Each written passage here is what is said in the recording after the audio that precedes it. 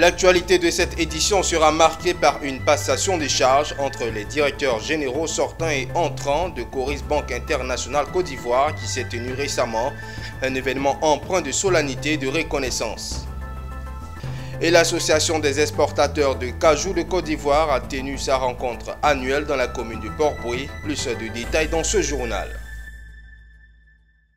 Bienvenue à tous pour cette nouvelle édition. Merci de votre attention. Nous démarrons en finance. Ce samedi s'est déroulée la cérémonie de passation de charges entre les directeurs généraux sortants et entrants de Coris Banque Internationale Côte d'Ivoire au Sofitel Hôtel d'Abidjan.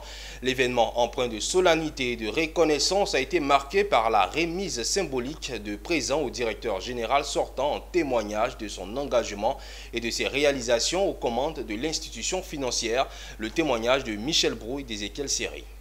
Cette poignée de main est le symbole de la transition opérée à la tête de l'institution financière Coris Banque Internationale Côte d'Ivoire. Dans un climat empreint de respect et de professionnalisme, le nouveau patron a été officiellement présenté lors de la cérémonie de passation des charges, symbolisant le début d'une nouvelle ère.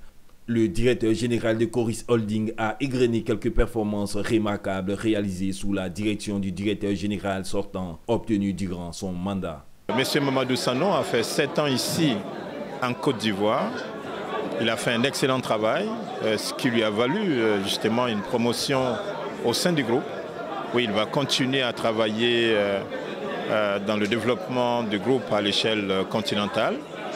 Mais il faut dire aussi que nous amenons une personnalité du groupe qui est M. Abdoul Younousi, très expérimenté, très dynamique, qui va apporter sa pierre dans la construction de Coris Banque Internationale en Côte d'Ivoire. Les directeurs se sont félicités à tour de rôle pour leur contribution à la croissance de la banque, avant de rassurer la clientèle à poursuivre sur la voie de l'excellence et l'innovation pour répondre aux enjeux du secteur financier. Je ne peux dire que l'équipe et moi-même, nous sommes satisfaits également de cette cérémonie et nous passons le témoin à Abdoul Younous, mon cher et frère ami. J'exhorte seulement les autres collègues à poursuivre le travail que nous avons commencé avec Younousi. Coris Banque Côte d'Ivoire est la 7e banque sur 28 en Côte d'Ivoire, ce qui n'est pas rien. Et donc je pense qu'il y a un bon chemin qui a été parcouru. Donc ce qu'il va falloir faire, c'est assurer la continuité dans ce qui a été fait et aider à hisser Coris Banque Côte d'Ivoire à de plus hauts sommets et lui donner donc un meilleur positionnement sur le marché et lui permettre d'avoir un meilleur rayonnement. Toutefois, des témoignages sur l'homme et la société n'ont pas manqué. Ces témoignages ont souligné l'impact positif de son action et ont mis en avant les valeurs humaines et citoyennes qui ont guidé son parcours à la tête de Coris Banque Internationale Côte d'Ivoire. Nous avons ensemble accepté de faire cette aventure depuis 2016. Aujourd'hui, ça fait pratiquement 8 ans. Nous sommes les plus heureux. Cette banque donne la satisfaction totale. Nous avions l'amour avec eux, nous avions la confiance avec eux. Honnêtement, Coris Banque pour moi, c'est vraiment un privilège. Parce que je peux dire que c'est la première banque qui m'a financé. Ouverte le 4 février 2013 à la clientèle, Coris Banque Internationale Côte d'Ivoire est la 2e filiale du groupe Coris, dotée d'une assise financière solide, d'un capital de savoir-faire diversifié et d'outils d'expertise modernes. Et toujours en banque, l'association professionnelle des banques et établissements financiers de Côte d'Ivoire a désormais un nouveau siège situé au 2e étage à l'immeuble de la Fosse au Plateau. Ces nouveaux locaux comprennent des bureaux, des salles de conférence et plusieurs salles de formation dotées de matériel didactique et digitalisé. L'inauguration a été faite ce lundi par les ministres de Finances et du Budget et celui du Commerce et des PME en présence des anciens présidents de l'association. Koné Nanorgo et Doumbia Ayuba. C'est au 2e étage de l'immeuble de la Fosse au Plateau que se trouve désormais le siège de l'association professionnelle des banques et établissements financiers de Côte d'Ivoire à partir de ce lundi 19 février 2024. C'est donc un appartement complet entièrement dédié aux affaires administratives et académiques de l'APBFC avec des bureaux, des salles de conférences et de formation équipées de matériel didactique adéquat et digitalisé. Ce nouveau siège qu'on vient d'acquérir, c'est pour nous permettre d'avoir les meilleures conditions possibles, d'abord pour nos réunions, des salles multimédia bien adaptées pour les formations de nos collaborateurs. Et puis, c'était pour moi l'occasion de rendre hommage à mes prédécesseurs. C'est eux qui, n'est-ce pas, ont bâti l'APBFCI. Ils sont encore là, ils ont porté l'APBFCI au niveau où il est en ce moment. Ils voulaient m'inspirer, n'est-ce pas, de leur expérience. Et c'était une bonne occasion de pouvoir leur rendre hommage. Il faut dire que l'acquisition de ce nouveau siège réjouit le ministre des Finances et du Budget, venu lui-même présider la cérémonie, Adama Coulibaly, après avoir rappelé la contribution des financiers dans le développement économique du pays, leur a traduit son soutien pour la construction du siège social. Les banques ont contribué de façon importante au financement de l'économie nationale. Il faut qu'un hommage leur soit rendu. Donc le moment venu, je sais que leurs besoins en termes de locaux va au-delà de ce qu'on voit aujourd'hui. Donc je pense que s'ils s'arrangent, s'ils s'organisent en tout cas pour obtenir un terrain quelque part, nous allons faciliter l'acquisition de ces terrains et les aider également à construire en fait leur siège. Cette cérémonie d'inauguration a été marquée par la présence des anciens présidents de l'association qui ont vu les différentes salles baptisées en leur nom. C'est une très grande surprise, mais une très heureuse surprise. Je suis particulièrement heureux que le président ait décidé de faire comme ça. Je voudrais à juste titre féliciter très sincèrement l'actuel président de l'APB, M. Huy, qui a tenu à exprimer ses sentiments. Association professionnelle, l'APBFCI a pour membres les banques et établissements financiers. Intéressons-nous à présent à la bonne gouvernance. Quelle politique pour une gouvernance vertueuse sur la période 2024-2026? La question fait l'objet de consultations à la Haute Autorité pour la bonne gouvernance depuis ce matin et ce jusqu'au jeudi 22 février. 3 jours de travaux afin d'élaborer un plan stratégique 2024-2026 pour la promotion de la bonne gouvernance en remplacement de celui de 2021-2023 ayant arrivé à terme. Issa Badini et cette équipe ici ont suivi pour vous la cérémonie d'ouverture qui s'est déroulée dans les locaux de l'institution à Cocody. C'est le président de l'autorité en personne qui lance les travaux. Preuve qu'il accorde beaucoup d'importance à ce qui sortira ici durant ces 72 heures. Et il le fait d'ailleurs savoir aux experts prenant part à ces échanges. Honorables invités, mesdames et messieurs, l'atelier de consultation qui débute ce jour 20 février 2024 a pour objectif de permettre à l'HABG de s'approprier des priorités sectorielles de développement économique et social et d'identifier les axes pertinents de ces interventions en lien avec les attentes réelles des acteurs de l'écosystème de promotion de la bonne gouvernance. Je reste convaincu que cette initiative permettra à la HABG de disposer d'un cadre de référence efficace en matière de bonne gouvernance. Je voudrais donc espérer avec vous que nos travaux puissent aboutir à des réformes sectorielles fortes dont la mise en œuvre aura un impact positif significatif sur les secteurs d'activité économique de notre pays. Le président Epiphane Ballo a bien raison de placer autant d'espoir sur ces travaux. Et pour cause, classé 87e sur 180 en 2023 par Transparency International avec un score de 40 sur 100 contre 99 avec 37 points sur 100 un an plus tôt, la Côte d'Ivoire, à travers son organisme de promotion de bonne gouvernance, ne veut pas se contenter de ces 12 places glanées. C'est du moins le combat du patron de la HABG. Les résultats obtenus par la Côte d'Ivoire ces dernières années sont certes encourageants, mais ils constituent également un défi majeur pour l'ensemble des acteurs de l'écosystème de la lutte contre la corruption, car il faudra fournir davantage d'efforts pour maintenir notre pays dans une dynamique d'amélioration continue de sa gouvernance et de son dispositif de lutte contre la corruption. Dans cette perspective, la Haute Autorité pour la bonne gouvernance, en tant qu'institution indépendante, chargée de coordonner l'ensemble des initiatives de promotion de la bonne gouvernance et de lutte contre la corruption, s'est engagé à améliorer sans cesse les performances de la Côte d'Ivoire afin d'atteindre d'ici 2027 le score moyen de 50 sur 100 dans le classement de Transparency International. Ce plan triennal en élaboration vient après celui de 2021-2023 avec l'adoption de la culture de la planification avec la méthode de gestion axée sur les résultats. À la pratique, sur ces 3 jours de consultation sectorielle, des exposés suivis des questions-réponses avec un lever de rideau, une présentation faite par le directeur général du plan et de la lutte contre la pauvreté sur les thèmes études nationales, prospective Côte d'Ivoire 2024, vision Côte d'Ivoire 2030 et PND 2021-2025.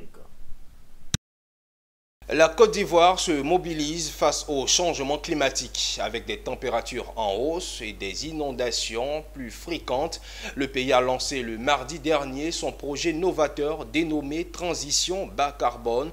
Ce projet qui vise à réduire les émissions de gaz à effet de serre et renforcer la résilience du pays entend mobiliser les acteurs nationaux et internationaux pour faire face à l'urgence climatique. Le point dans cet élément avec Diane Kablancan et Doumbia Ayouba.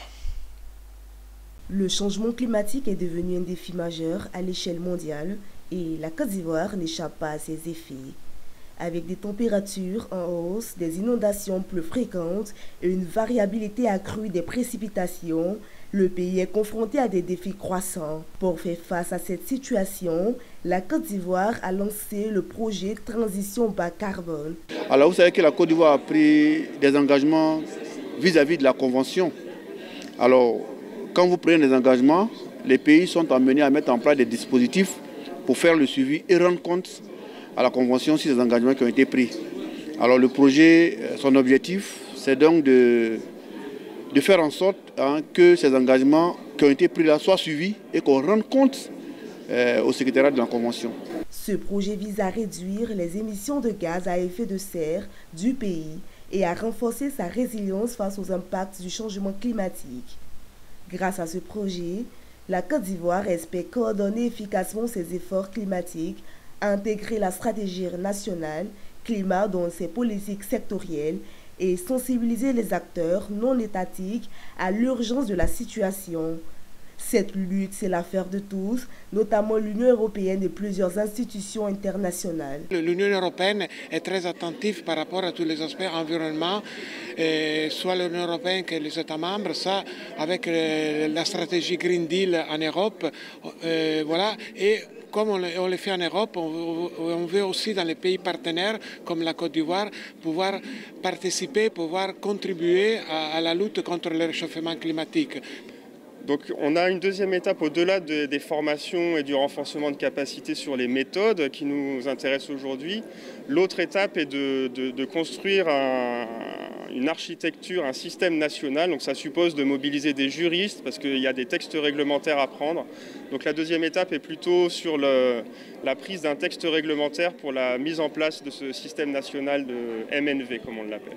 Grâce au projet Transition bas carbone, la Côte d'Ivoire prévoit de coordonner le suivi des engagements climatiques, d'intégrer la stratégie nationale climat dans ses politiques sectorielles et de sensibiliser davantage les acteurs non étatiques aux enjeux climatiques.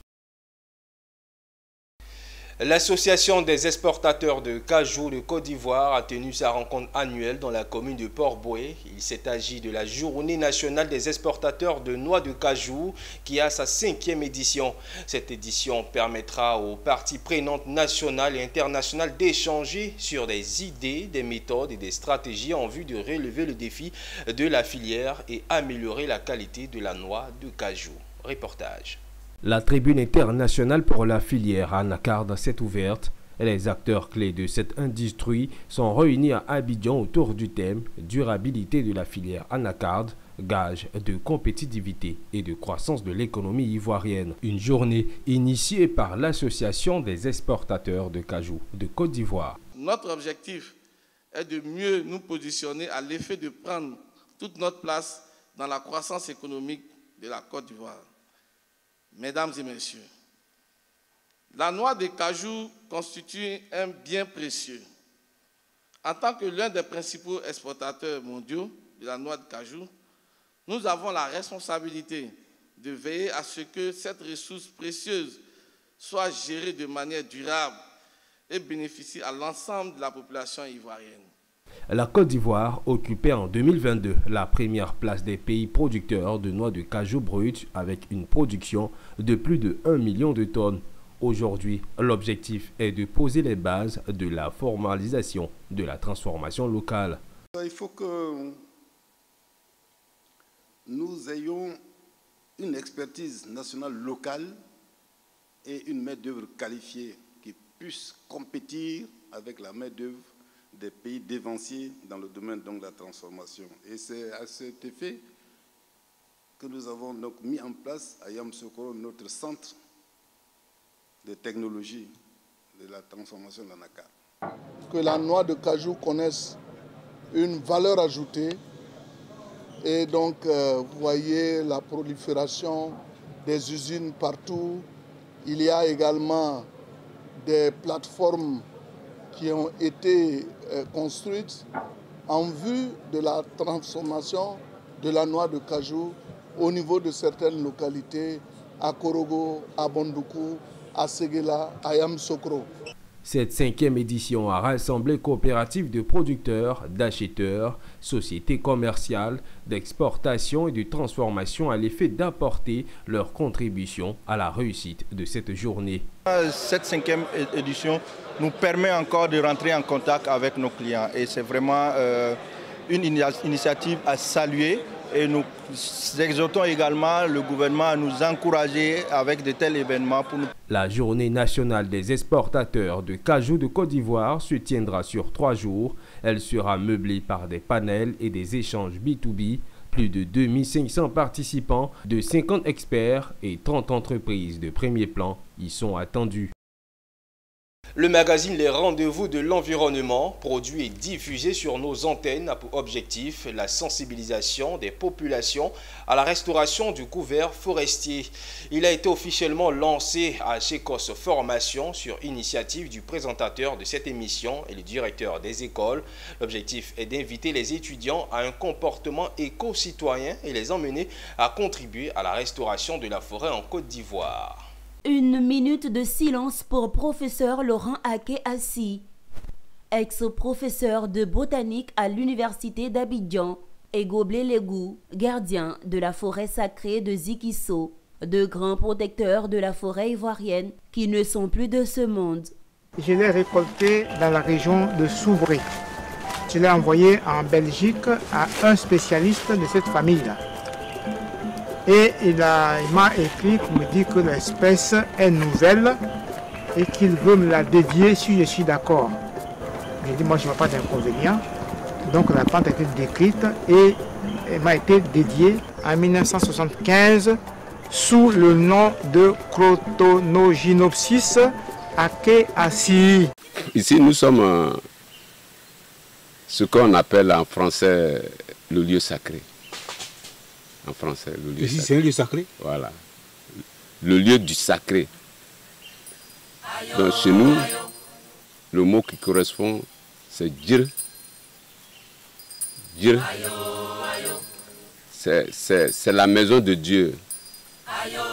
C'est la maison du sacré. Pour Djekou De Silva, présentateur du magazine Les Rendez-vous de l'Environnement, le directeur général de Business 24 Africa veut inciter les populations ivoiriennes à préserver l'environnement à travers ses hommages. D'où l'existence du magazine Les Rendez-vous de l'Environnement dans les programmes de Business 24. Cette cérémonie était aussi l'occasion pour Gécos Formation, qui se veut une université citoyenne, de manifester son intérêt. Pour les deux conférenciers, Djekou De Silva et Aka Hubert Etienne, c'est le 2 mars 2024 que le lancement officiel du magazine Les Rendez-vous de l'Environnement aura lieu à Gécos Formation, suivi d'une visite au domaine béni d'Alia Fleur et du reboisement d'une parcelle dans la forêt classée dans Guédédou grâce à la Sodefort, Société de développement des forêts.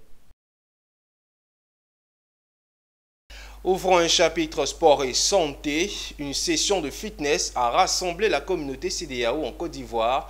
Un moment axé principalement sur la sensibilisation des femmes sur le cancer du col de l'utérus. Une activité a été organisée avec la collaboration de l'Organisation mondiale de la santé dénommée Ensemble Bougeons pour la santé des femmes. Femmes Santé Sport, c'était au village Cannes CEDEAO au sein du Palais des Sports de Treichville. Walter Kofi et Ezekiel Siri pour le point. Ensemble bougeons pour la santé des femmes, une consigne qui a été respectée lors d'une séance de fitness qui a mobilisé femmes et jeunes filles. Sur des chorégraphies rythmées par la musique urbaine, elles ont exécuté des exercices physiques, une séance animée par des coachs sportifs, mais aussi des médecins de l'Organisation mondiale de la santé, OMS, qui ont apporté une touche particulière à cette activité sportive destinée à sensibiliser la gente féminine sur le cancer du col de l'utérus. Les stratégies de prévention existent et c'est le cancer le plus facile à prévenir.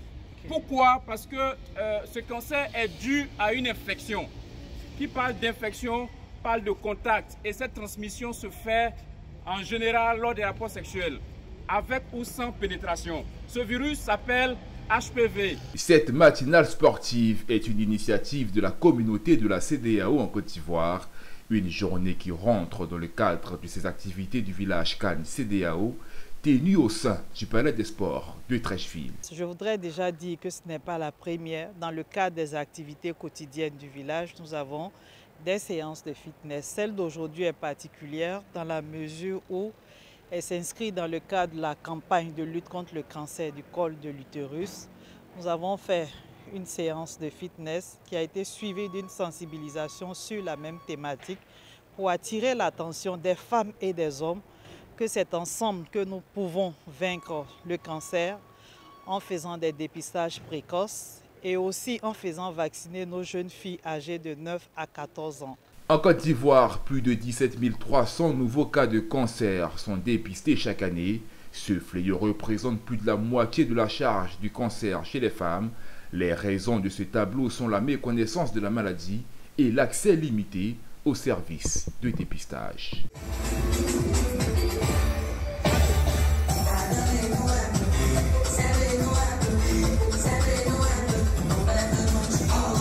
Et rendons-nous à Bongouanou avant de refermer cette édition. Ce jeudi 15 février, l'Observatoire ivoirien des droits de l'homme a mené une campagne de sensibilisation à l'endroit des populations du département de Moronou.